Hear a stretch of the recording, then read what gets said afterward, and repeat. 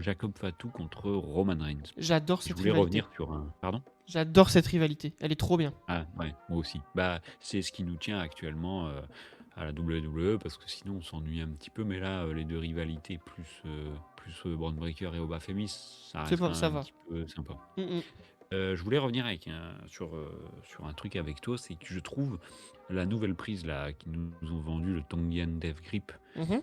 de Jacob Fatu, je trouve que c'est, un outil, narratif, génial. En fait, tu as l'impression que cette prise est hyper dangereuse. Ouais, C'est un peu la kryptonite de Roman Reigns ouais. et du coup, ça donne à Jacob Fatu un côté dangereux, imprévisible, sauvage. Bah puis Roman Reigns, Heu, il avance super bien quoi. Quand il se la prend, Roman Roman, Reigns, il tu vois avance la super panique bien. dans ses yeux, tu te dis mais il le vend trop bien et c'est justement ça donne de la Et les consistance filets de à salive, Jacob Fatu. quand il est par Ouais. terre, il se bave dessus, ça donne vraiment un côté sauvage à cette prise et en fait, ça permet de maintenir un espèce de momentum pour Jacob Fatu alors qu'on sait pertinemment qu'il gagnera pas, mais ça le rend Ah, j'en suis dangereux. pas convaincu à ce point-là non plus. Je sais que tout le monde dit que voilà, moi je pense que Roman Reigns est un champion Slam, mais en vrai de vrai, tu veux récompenser Fatou, tu lui donnes le titre là à Clash in Italy, pourquoi pas. Voir Roman drop aussi vite son titre, acquis à WrestleMania. Ah, peut-être pour le récupérer plus tard, je sais pas hein, après, mais je sais pas, mais ça peut être pas mal. Par contre, petite question, on est d'accord que avec tout ce qui se passe autour de cette rivalité, le match qui aura lieu à Clash in Italy, il va y avoir une stipu, je pense, non? Ouais, je suis d'accord avec toi. Moi, je vois bien, un sans disqualification, un Fall Count Anywhere. Mhm. Et toi, tu m'avais vendu une stipu qui était très sympa aussi. Ah oui, en fait, ça serait l'idée de faire un Ironman match, un I Quit match, pardon, excusez-moi. Un I Quit match, c'est-à-dire un match où la seule manière de terminer le match, c'est que ton adversaire dise I Quit dans le micro devant tout le monde. Et bah, au lieu de faire un I Quit match, on fait un Acknowledge You match, c'est-à-dire que du coup, Jacob Fatu doit Acknowledge match. acknowledger Roman Reigns Ouais. si Roman Reigns veut gagner, et inversement, Roman Reigns doit acknowledger Fatou si jamais Fatou veut gagner. Et je trouve ça pas mal Ce parce serait que, incroyable. bah oui, mais je te dis ça pourquoi ça m'a fait penser à ça parce que bah en fait Roman Reigns depuis le début de la rivalité, son objectif c'est que Jacob rentre dans le rang et rentre et acknowledge le. Et à chaque fois Jacob il dit non non non non non non, on va te faire, c'est mort.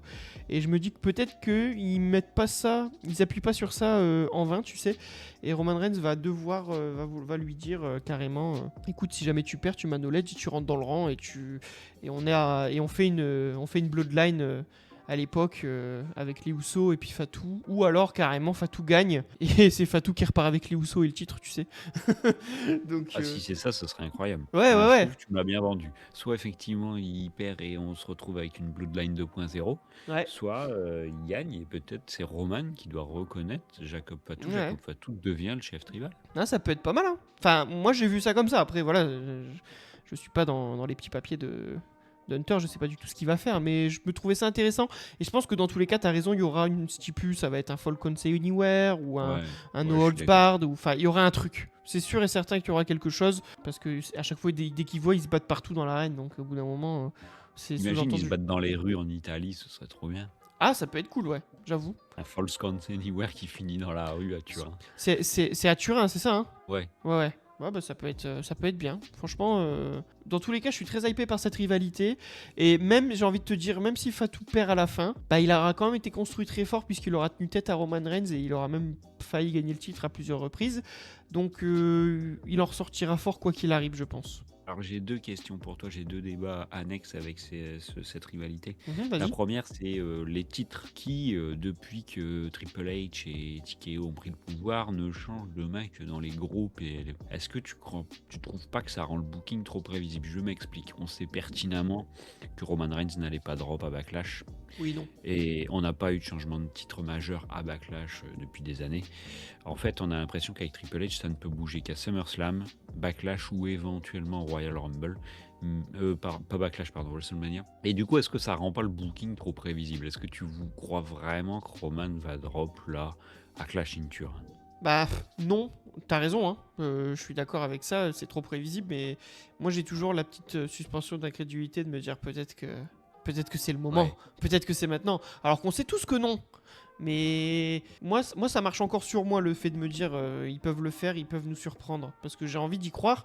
Et c'est justement le jour où j'y croirai plus, où je me dirais vas-y, ça me saoule. Et peut-être que du coup, j'arrêterai un petit peu. Est-ce Enfin, que mon engouement baissera si tu veux. Mais je suis d'accord avec toi. Le problème, c'est que ça fait. Je sais pas, il faudrait regarder, mais je ne sais pas depuis combien de temps le championnat WWE n'a pas changé dans un pay-per-view mineur. Mais ça doit faire un moment. Et puis au-delà de ça, c'est qu'en fait Triple H donne des règnes assez longs. Alors c'est bien, Ça, à c'est un pas moment donné, problématique, on ça. râlait qu'on avait des règnes trop courts, donc c'était bien. Mais c'est devenu trop systématique. Là, le seul contre-exemple que j'ai, c'est Jey Uso. Jey Uso, ils ont senti que ça marchait pas tant que ça et ils ont arrêté assez vite. Ah, il y Mais a. sinon, que ce soit Cody Rhodes, que ce soit Roman Reigns, que ce soit Gunther, Ouais. et même plus récemment CM Punk, c'est quand même des règnes assez longs. Ouais. Non, mais t'as raison. Seth Rollins, ça a été court, mais c'est lié à une blessure, c'est pas de sa faute en soi.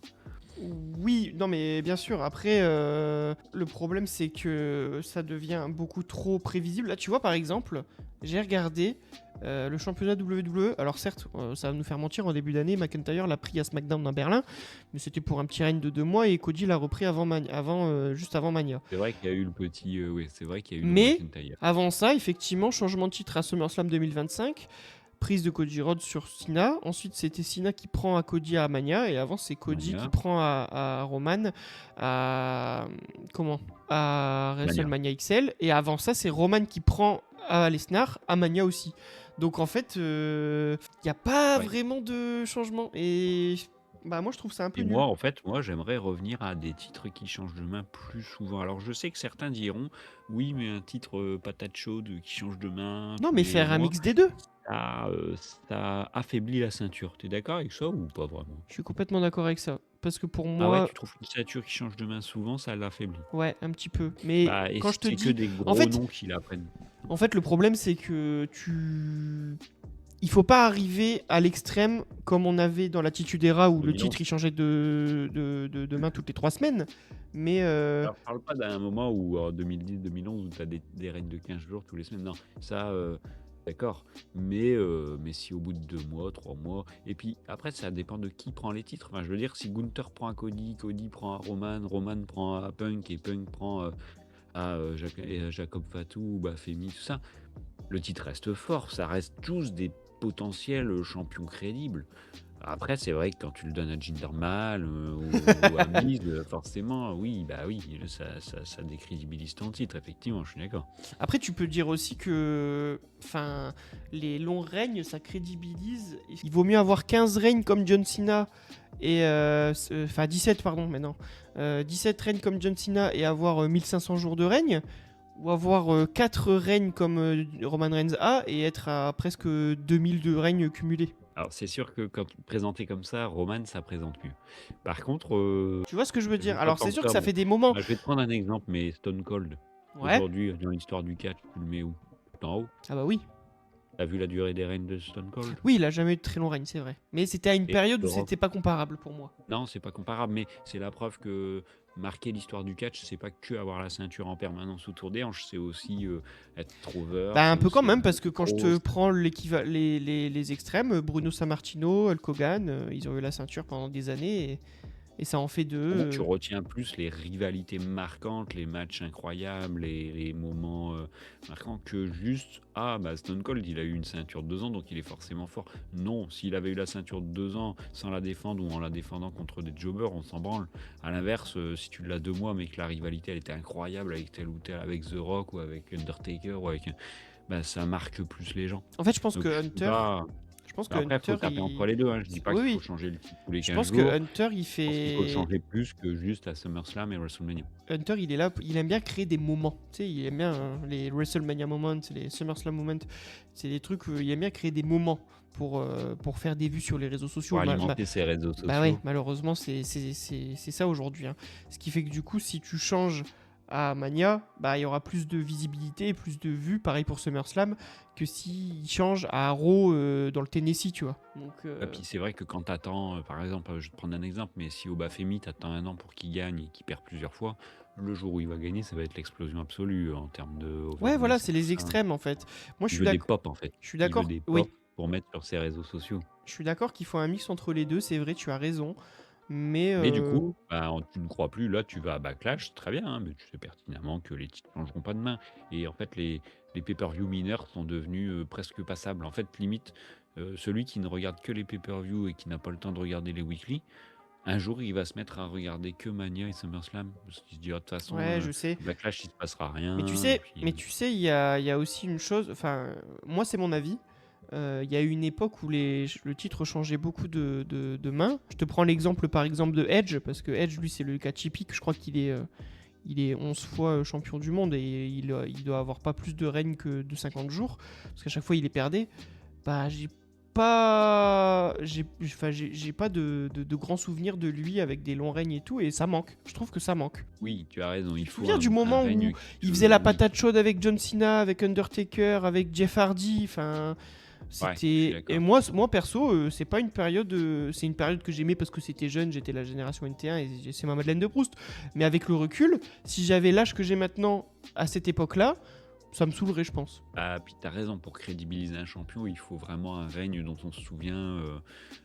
Oui, Parce que oui, je vois ce que tu faut, veux faut dire. dire ce qui est. Edge est une légende du catch, mais c'est pas un champion fort pour moi. C'est un Je me champion souviens pas d'un de ces règnes. opportuniste. C'est pas le Randy Orton dominant de Voilà, 2009, exactement.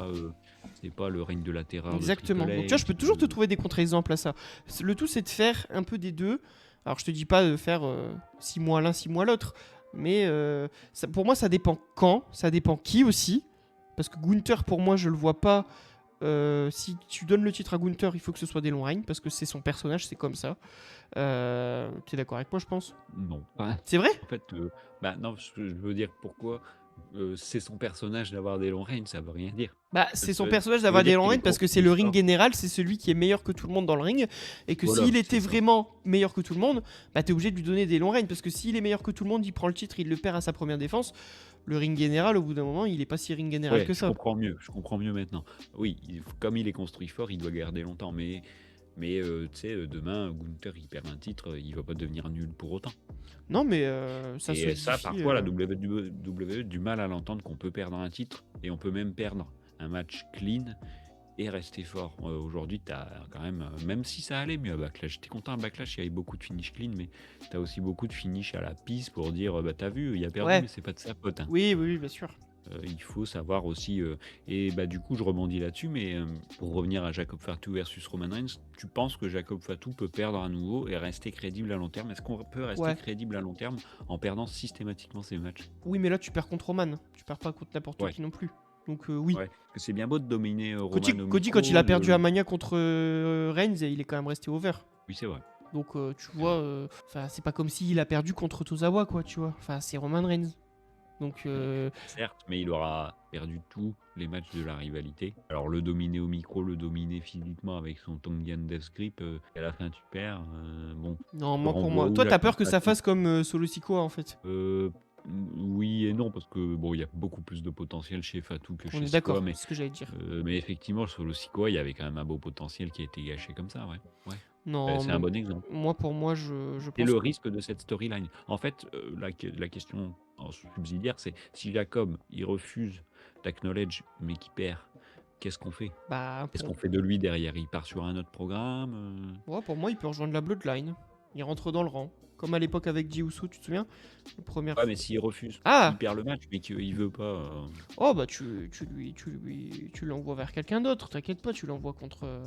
Je sais pas moi, Reconstruit comment? Parce que là, en fait, il est en main event quasiment maintenant, un petit peu Jacob. Ouais, ouais, bah tu l'envoies contre. Je sais pas, tu me prends un peu au dépourvu là. Contre Rousseff ou. C'est bien, Peut-être. j'ai réussi à te piéger. Non, mais c'est vrai, j'ai pas réfléchi à la suite pour Jacob Fatou parce que pour moi, la rivalité, elle est pas encore terminée. Moi, je le verrais bien gagner le King of the Ring. Ah ouais? Hyper, tu vois. Il y a un pay-per-view là entre deux, c'est quoi? C'est Night of Champions. T'auras pas Roman Reigns à Night of Champions, donc peut-être un match contre les Usos. Ouais, pourquoi pas pas. un match contre un des Usos pour faire passer. Tu lui donnes un match handicap contre les Usos. Comme ça, Par il exemple, torche les deux allez, Usos. tu dois rentrer dans le rang, t'as perdu 2 fois, maintenant tu dois rentrer dans le rang, il refuse toujours, et donc les Usos lui mettent une bonne leçon à Night of Champions. Du coup, il se reconstruit en allant chercher le King of the Ring, et match de championnat contre Roman à SummerSlam, et pourquoi pas prendre à SummerSlam le titre de Roman. Ouais, non, moi je préfère au Bafemi, tu vois. à SummerSlam. Alors sur le fond, je préfère Obafemi, mais je veux dire, tu as construit une superstar, enfin. Ouais. Tu as Oui, oui, construit oui. quelque chose et Roman aurait construit un membre de sa famille, mine de Ouais. rien, il va peut-être aussi valoriser ça. Puis Obafemi, comme je t'ai dit, hein, tu peux le faire patienter jusqu'à WrestleMania au pire, en prenant le Royal Rumble. Ouais, pourquoi pas. À voir. Ça peut être une idée. Ça peut être une idée.